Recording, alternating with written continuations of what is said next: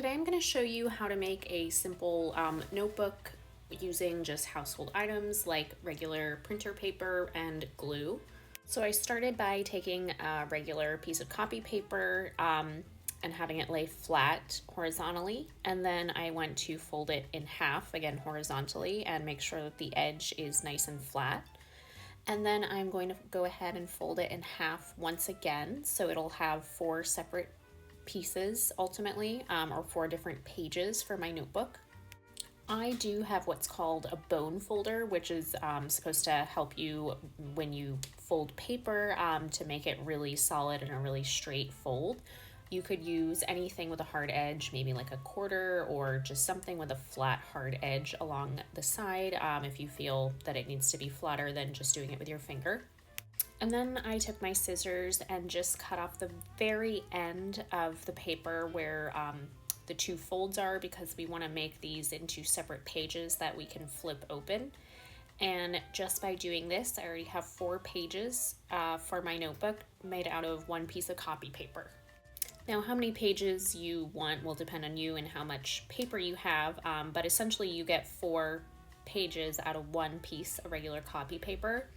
I used 3 for this demonstration. So again, I just took it, had the piece of printer paper laid out horizontally or in landscape position, folded it in half, and then I folded it in half once again, made sure that all of the folds were nice and flat just to make it easier for when I put the whole thing together. And once I did that, again, I just cut off the very edge of the paper so that they became 4 individual different pages. You do want to be very careful with this. If you cut off too much, I mean, you can't go back, but that's okay. You know, just try to cut as little as possible. An alternative is you could stick the scissors in the fold and just cut it in half. And then I just did the same thing until I used up all of my pieces of paper. So once I had all my pieces cut out, I did take the measurements of my, the pages of my notebook, because I am going to make a cover for my notebook, and typically covers, or like book covers, are a little bit larger in order to protect the pages inside of the notebook or any kind of book you're using. I actually did not take the right measurements somehow. It was actually 4.5 by 5.5, not 4 1/4 by 5 1/4, but so I did correct that in the end, and then I did make my cover about 1/2 inch larger than the inside. If you don't have a ruler to use, you could also just take a piece of paper or cardboard, whatever you're going to use for the cover, and just lay the inside pages of the notebook on it, and then just draw a line around it that's just a little bit larger, again, to have it be larger than the inside to protect it. I am a very visual person, hence since I like doing art, it's easier for me to see things, so I just want to give myself a little bit of a guide and just write down the measurements. For my cover, I did end up using watercolor paper because I have that on hand and it is slightly thicker than regular paper. For all notebooks and books in general, usually the cover is a thicker type of material than the inside, again, to protect it.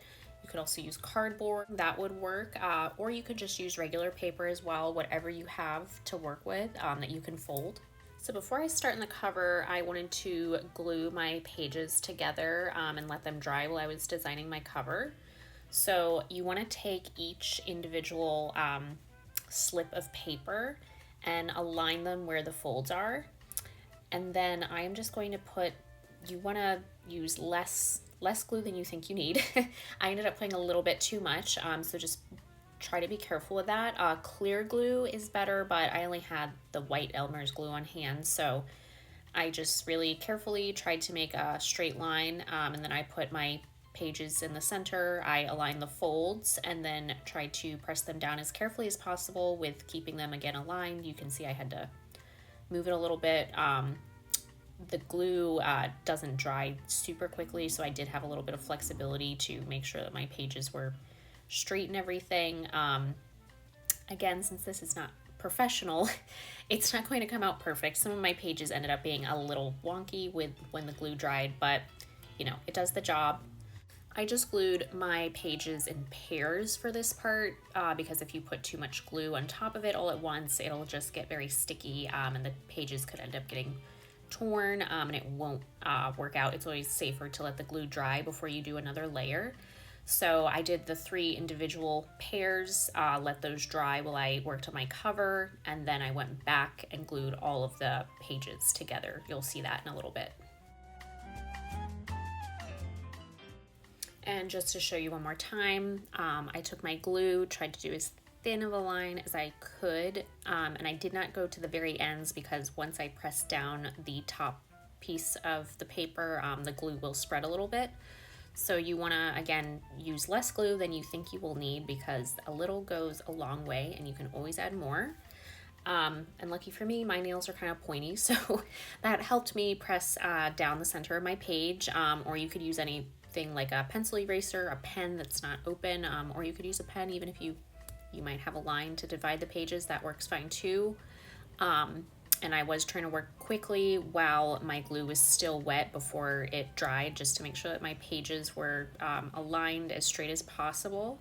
And then I just did that for the rest of my pairs of pages, and then I let them dry.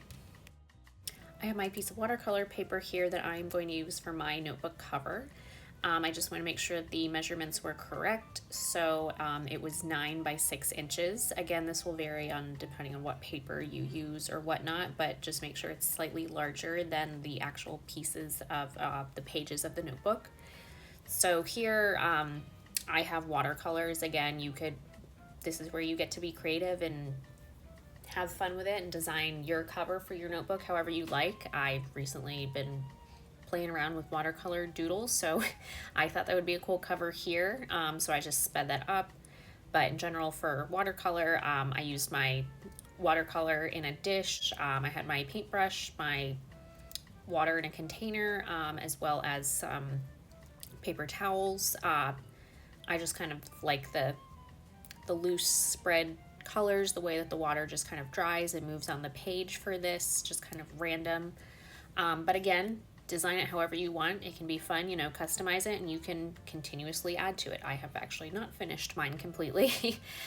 So it can be an ongoing project. If you're bored and you want to take a break from taking notes, you can go ahead and doodle on your cover or draw something. And I'm sure I said, but again, as with all projects that I typically do, again, you can use any supplies you have. I just like watercolor for one, so that's why I decided to do this. But you can use markers, crayons, pencils, whatever material you prefer. Obviously, colored pencils would be a lot less messy, and you don't have to have a drying time versus paint. But again, it's personal preference. There's so many cool designs and ideas you can come up with and different ways that you can personalize it. Once I was finished with painting my cover, I moved that to let it dry. I then took my other pieces of the pages that I glued earlier and took my hairdryer just to aid in the drying process, to speed it up a little bit on the high heat setting. Again, if you don't have a hairdryer, you'll just have to wait for them to air dry. Then you can see I folded them over once again just to make sure I had a nice clean fold as much as possible. It is slightly thicker because there is glue and the paper is doubled at this point. But this is where I ended up gluing all of my notebook pages together. I just did the same method where I put just a little bit of glue in the center of the pair of pages that I previously glued together, stuck them down, tried to make them as aligned and straight as possible, and just pretty much stacked them and kept doing that till I was done.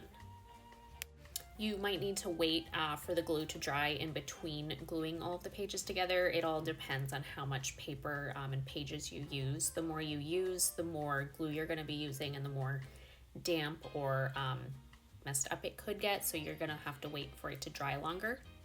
While I let that glue dry, I went back to my watercolor cover piece of paper. And so this one I ended up folding in half.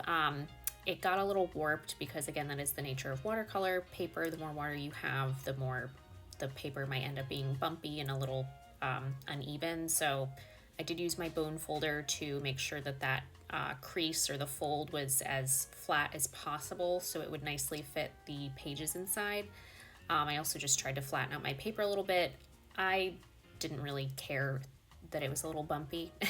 It gives it some character, but if that does annoy you, you could sit it under some heavy like books or something for a while to flatten it out. And then again, here's where I said, you know, you can have fun with it, design your cover however you want. Just for the example, I thought I'll make an art notebook because I am the art teacher. And now I am going to glue my pages into the cover of the notebook.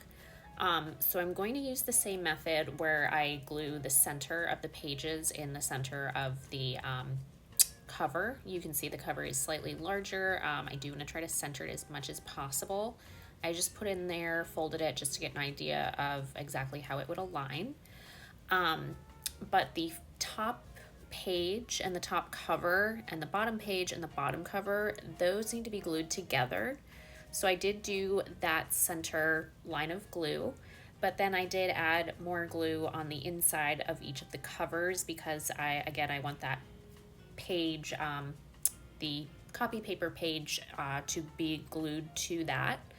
So I did one at a time. I started with the back, again, personal preference. So I tried to align my pages as straight as possible, and then I just pressed it down onto the back cover. Again, you don't want to use too much glue because then it can bleed out and it can get very sticky and glue your pages together.